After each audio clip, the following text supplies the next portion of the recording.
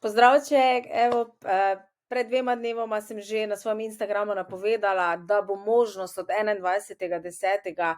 nalagati objave tudi preko direktno računalnika.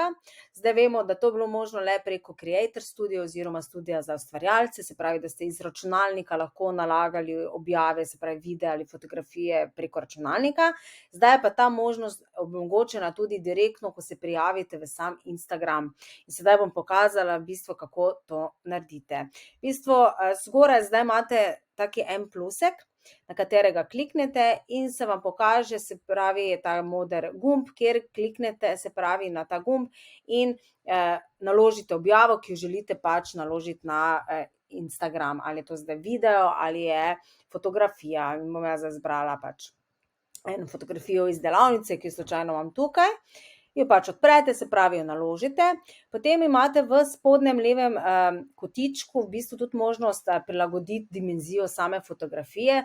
Zdaj vemo, po defaultu je na Instagramu najbolj pogost ta, rečemo, format 1080x1080 in tukaj lahko, se pravi, izberete ta, se pravi, ta kvadratna oblika.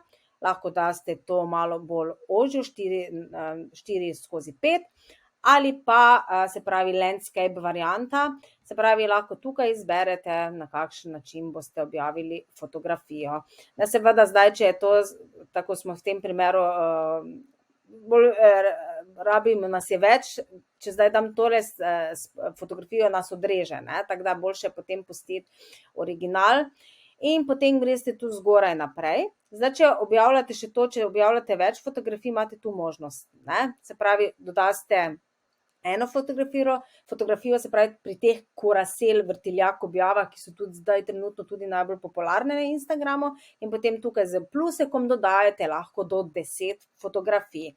Zdaj v našem primeru bom pokazala samo na eni fotografiji in greste naprej. In tu bolj imate možnost izbirati različne filtre, vidite. In tudi imate tudi adjustment, se pravi, tu lahko dajete tudi fotografiji in barve, kontraste, saturation, temperaturo barve in lahko tu, se pravi, malo popravite fotografijo. Potem greste naprej, kjer pa pridete do zadnjega dela, se pravi, lahko tukaj tudi označite osebe, poiščete osebo, se pravi, ki je mogoče na fotografiji.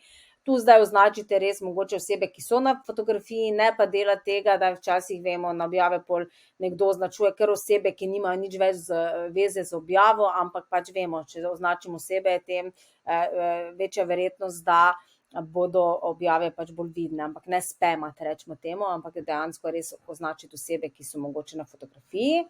Daste tukaj opis, tako kot opis pišemo, imate do 2200 znakov, tu imate tudi možnost dodajati emojije, ki jih definitivno uporabljate. Potem dodamo lahko lokacijo, tukaj lahko dodamo tudi alt tekst, se pravi, fajn je vsako fotografijo tudi poimenovati, ker potem tudi iskalniki fotografijo najdejo.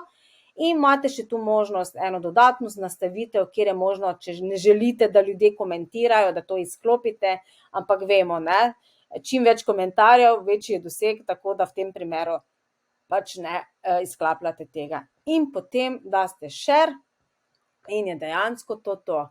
Na tak način zdaj lahko po novem, se pravi do 21. oktobra 2020, nalagate tudi objave direktno preko računalnika, ne s pomočjo Creator Studia, ampak kar direktno na samem Instagramu. Upam, da vam je ta funkcija všeč, dajte mi pa zaupati, če jo boste tudi uporabljati. Drugače pa uspešno na Instagramu.